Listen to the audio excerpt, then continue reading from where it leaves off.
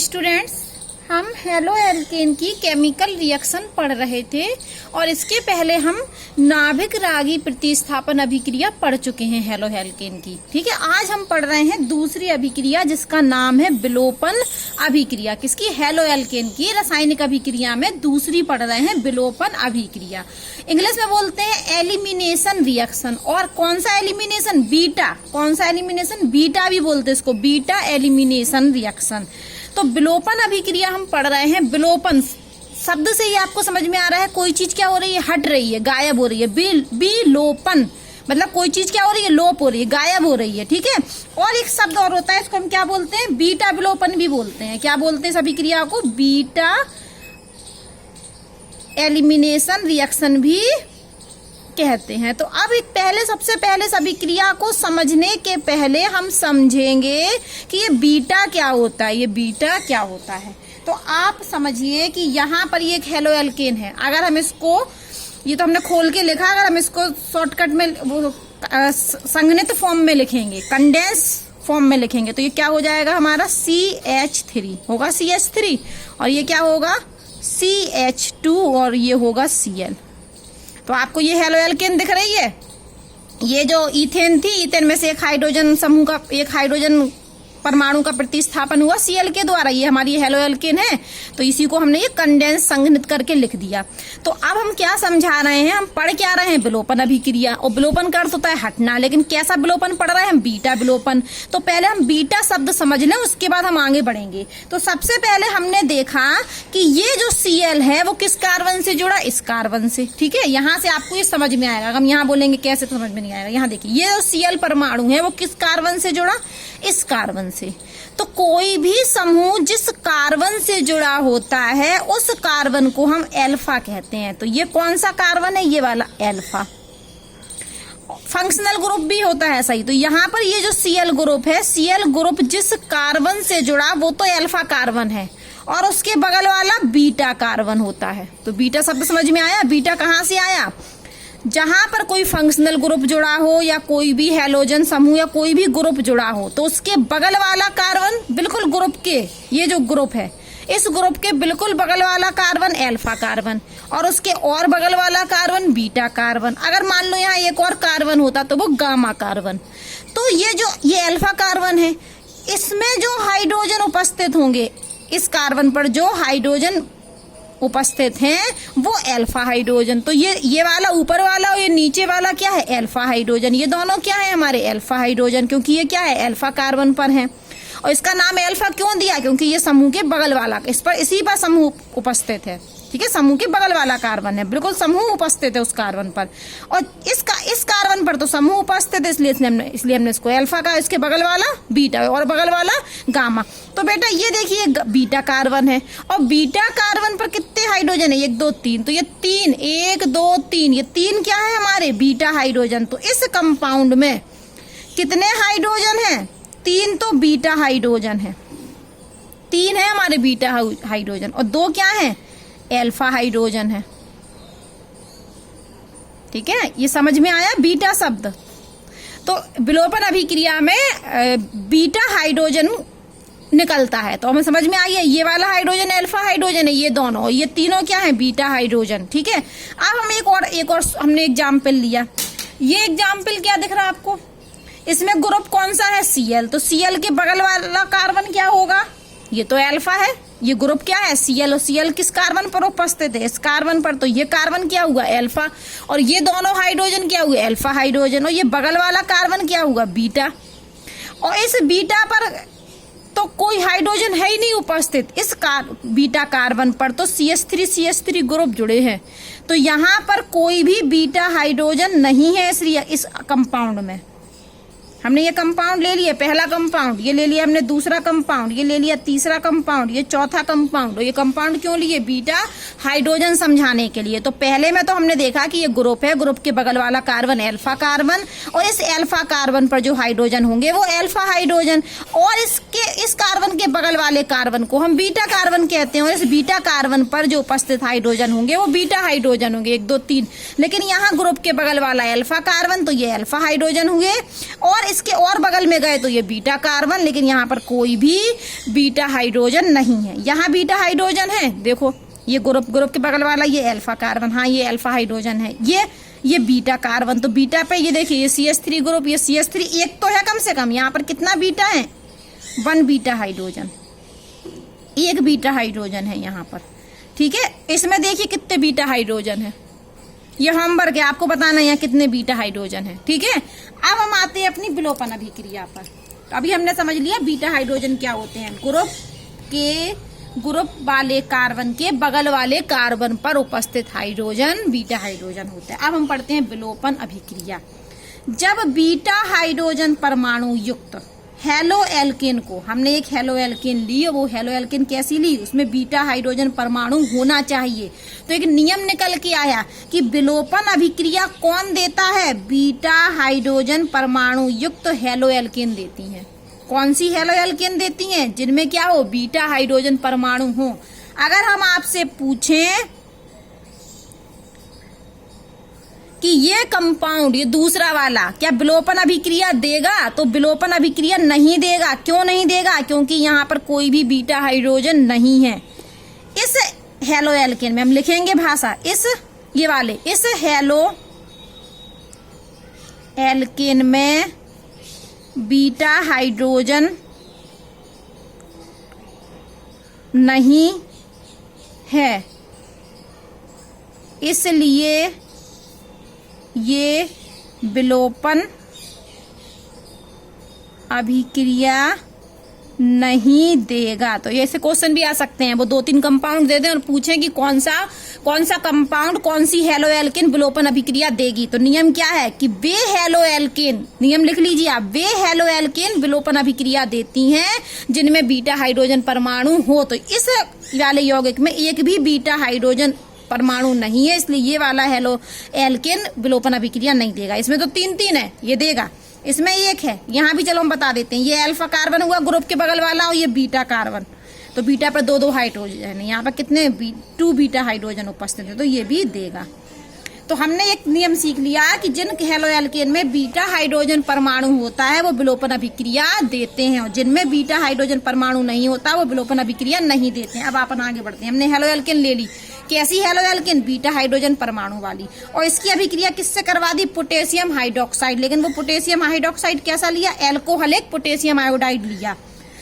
हमने एक बीटा परमाणु युक्त हेलो एल्केन ली और एल्कोहलिक पोटेशियम हाइड्रोक्साइड लिया, और दोनों विलयन को मिला दिया और गर्म किया। तो होगा क्या कि बीटा कार्बन से हाइड्रोजन परमाणु, बीटा कार्बन से, इस बीटा कार्बन से हाइड्रोजन परमाणु हटेगा और अल्फा कार्बन से हेलोजन परमाणु विलुप्त होगा। क्या बोला? बीटा कार्बन से हाइड्रोजन परमाणु और अल्फा कार्बन से हेलोजन परमाणु विलुप्त होगा, ये लिखा है। बीटा कार्बन से हाइड्रोजन परमाणु तथा अल्फा कार्बन से हेलोजन परमाणु का विलोपन होगा। तो विलोपन अभिक्रिया में क्या होता है? अल्फा कार्बन से जाएगा हेलोजन विलुप्त होगा और बीटा कार्बन से हाइड्रोजन परमाणु विलोपन होगा। और यदि बीटा कार्बन पर हाइड्रोजन परमाणु होगा ही नहीं तो वह विलोपन अभिक्रिया देगा ही नहीं ना, इसलिए समझा दिया। तो क्या बोला कि एक बीटा हाइड्रोजन युक्त हेलो एल्केन ली और एल्कोहलिक KOH लिया, दोनों के विलयन को हमने मिला दिया, गर्म कर दिया, तो बीटा कार्बन से हाइड्रोजन का विलोपन होगा और अल्फा कार्बन से हेलोजन का विलोपन होगा और हमारी एल्कीन बनेगी। क्या बनेगी? प्रोडक्ट के रूप में एल्कीन बनेगी। अब होता क्या है यहाँ पर कि ये हमने ले ली हेलो एल्केन, तो ये हमारा ये वाला कार्बन क्या है? ये वाला कार्बन तो हमारा अल्फा कार्बन है। इस कार्बन का नाम क्या है? ये हमारा अल्फा कार्बन है, ठीक है। और ये वाला कार्बन हमारा बीटा कार्बन है। और ये लिया हमने एल्कोहलिक KOH, तो इस KOH से हमें क्या मिलेगा? OH minus. KOH किस में टूटेगा? K प्लस और OH माइनस में। और OH क्या बनेगा? हमारा न्यूक्लियोफाइल।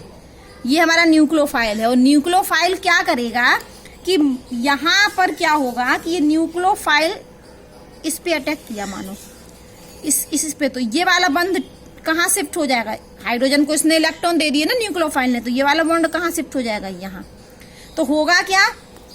अब ये वाला यहाँ डबल बॉन्ड लग जाएगा दोनों कार्बनों के बीच में, और ये Cl क्या होगा, लीविंग ग्रुप के रूप में Cl माइनस अपने इलेक्ट्रॉन को लेके बाहर निकल जाएगा। तो ये Cl तो बाहर निकल गया जब न्यूक्लियोफाइल ने इस पे अटैक किया, और न्यूक्लियोफाइल ये H के साथ जुड़ जाएगा, ये H के साथ जुड़ जाएगा और क्या बना लेगा, H2O। और ये यहाँ पर एक ये वाला जो सिंगल बॉन्ड था वो यहाँ शिफ्ट हो जाएगा, इसलिए डबल बॉन्ड आ गया। और यहाँ पर ये क्या बनेंगे, यहाँ पर इस पर ये कैच जुड़ा हो, यहाँ ये कैच, ये कैच, ये कैच, ये क्या बन गई हमारी, एल्कीन बन गई। ठीक है, तो एल्कीन बनती है विलोपन अभिक्रिया में।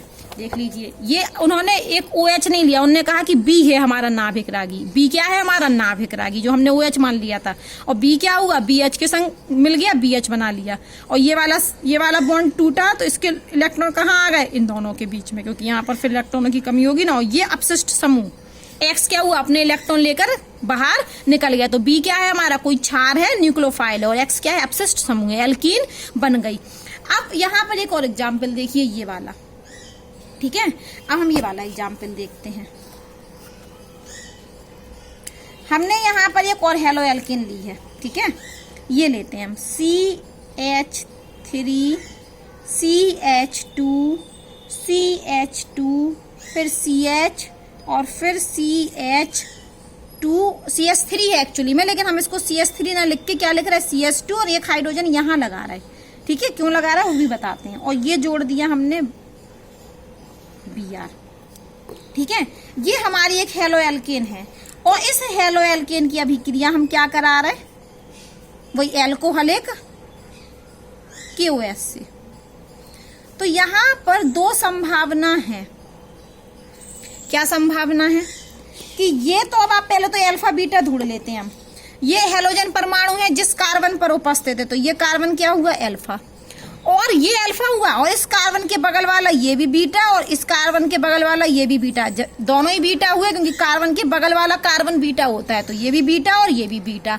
नियम क्या कह रहा था विलोपन अभिक्रिया में कि अल्फा कार्बन से तो हेलोजन निकलता है, तो हम हेलोजन तो अल्फा कार्बन से निकाल देंगे, और बीटा कार्बन से हाइड्रोजन निकलता है। तो क्वेश्चन ये बनता है कि दो दो बीटा कार्बन है, ये भी बीटा कार्बन है, ये भी बीटा कार्बन है, यहाँ भी दो हाइड्रोजन है, यहाँ तो और 3 हाइड्रोजन है, तो हम कौन सा हाइड्रोजन निकालें, ये वाला या ये वाला। तो एक बार हम क्या करते हैं, ये वाला निकाल देते हैं, एक बार ये वाला निकाल देते हैं, फिर नियम बताते हैं। तो अभी हम क्या कर रहे हैं, ये वाला Br हटा रहे हैं, इस Br अल्फा कार्बन से इस Br का विलोपन कर रहे हैं, और इस वाले बीटा कार्बन से इस हाइड्रोजन का विलोपन कर रहे हैं। किसकी उपस्थिति में, एल्कोहलिक QH की उपस्थिति में। तो क्या होगा, ये जैसे का तैसा, ये CH3, फिर ये क्या लिखा CH2, फिर ये क्या है CH2। अब ये देखिए, ये CH का CH, और ये तो Br निकल गया अपने इलेक्ट्रॉन लेकर, ये Br क्या हुआ, ये तो Br निकल गया किसके रूप में, लीविंग ग्रुप के रूप में। और ये हाइड्रोजन का बॉन्ड कहाँ शिफ्ट हुआ, यहाँ, और इस H से किसने क्रिया कर ली, OH ने, OH मिलके H2O बना लिया। तो यहाँ पर ये यहाँ डबल बॉन्ड लग गएगा। अभी ये CH के बाद Br निकल गया, और ये यहाँ CH के बाद क्या लगा, डबल बॉन्ड, और ये क्या बची हमारी CH2। ठीक है, अब हम दूसरी इस तरफ आते हैं। यही वाला अभिक्रिया है, इसमें हमने एल्कोहलिक QH डाला, तो एक बार हमने ये वाला हाइड्रोजन निकाला और एक बार ये वाला Br निकाला। दूसरी बार हम क्या कह रहे हैं, Br तो यही निकलेगा, लेकिन अब हम ये वाला बीटा हाइड्रोजन नहीं निकाल रहे। कौन सा वाला बीटा हाइड्रोजन निकाल रहे, ये वाला। तो क्या बनेगा हमारा, ये देखिए, ये CH3, ये CH2। अब ये देखिए, ये निकाल रहे हम, तो ये कितना बचेगा, ये तो CH बचेगा, CH, और ये निकलेगा तो इसका ये बॉन्ड कहाँ शिफ्ट हो जाएगा, यहाँ। तो यहाँ क्या आ जाएगा, डबल बॉन्ड, ये CH और ये CH3। अब आप समझिए कि वो कह रहे हैं कि ये वाला प्रोडक्ट तो बनता है 81%, मतलब अधिक मात्रा में।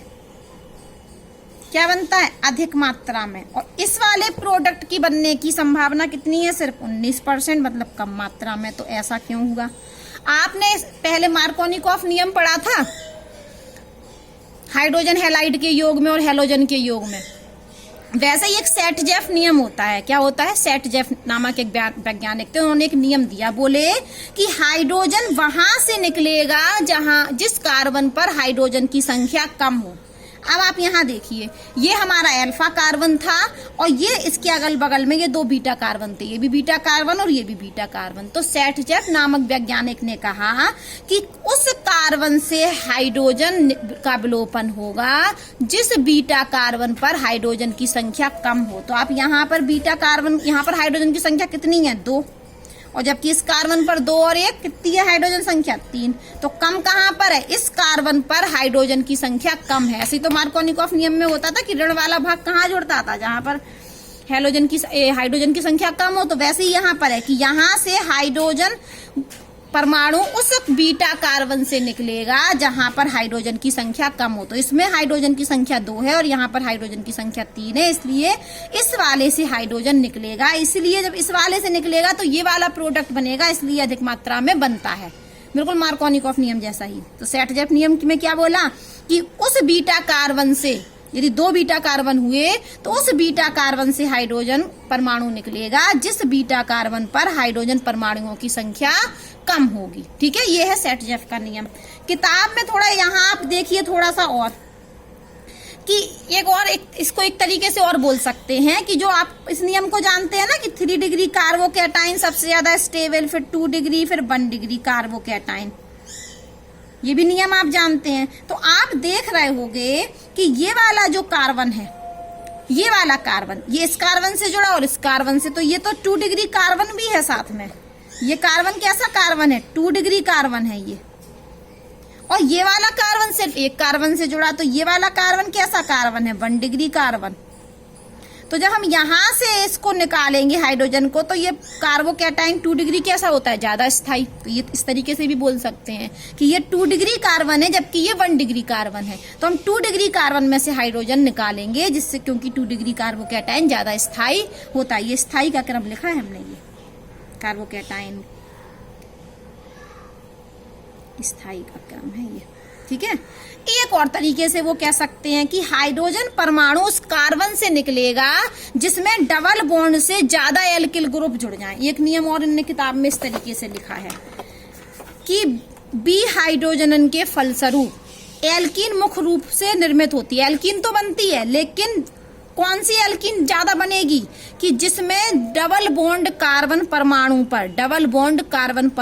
पर एल्किल समूहों की संख्या अधिक हो। कौन से कार्बन पर? डबल बॉन्ड वाले कार्बन। तो आप देखिए इधर डबल बॉन्ड वाले कार्बन, ये वाला है और ये वाला है। वो क्या कह रहे हैं? इन परमाणुओं पर, इस डबल बॉन्ड वाले कार्बन परमाणुओं पर एल्किल समूह अधिक होने चाहिए। तो आप इधर देखिए, अगर हम ये बनाएंगे तो इस वाले डबल बॉन्ड वाले कार्बन पर तो एल्किल समूह है, लेकिन इस तरफ वाले कार्बन परमाणु, जो डबल बॉन्ड वाला कार्बन परमाणु है, उस पर कोई भी एल्किल ग्रुप नहीं है। जबकि अगर हम ये वाला बनाएंगे तो यहाँ पर डबल बॉन्ड वाला एक ये कार्बन है, एक ये कार्बन है, तो इस कार्बन पर भी एल्किल ग्रुप है और इस कार्बन पर भी एल्किल ग्रुप है। इसलिए इस तरीके से भी हम देख सकते हैं कि वो एल्कीन बनेगी जिसमें डबल बॉन्ड वाले परमाणु पर एल्किल ग्रुप अधिक संख्या में बन रहे हों, इसलिए ये वाली एल्कीन बनती है। ठीक है, और सेटजेफ नियम से भी हो रहा है कि उस कार्बन से, उस बीटा कार्बन से हाइड्रोजन का विलोपन होगा जहां पर हाइड्रोजन संख्या कम हो। तो क्योंकि इसमें 2 है जबकि यहाँ पर कितनी है? यहाँ 2 है और यहाँ कितनी है? 3, इसलिए इससे ही निकलेगा डबल बॉन्ड, यही बनेगा, इसलिए 81% यही बनती है। ठीक है, अब हम पढ़ेंगे तीसरी नाभिक रागी नहीं, हेलो एल्केन की रासायनिक अभिक्रिया, तीसरी धातुओं से अभिक्रिया।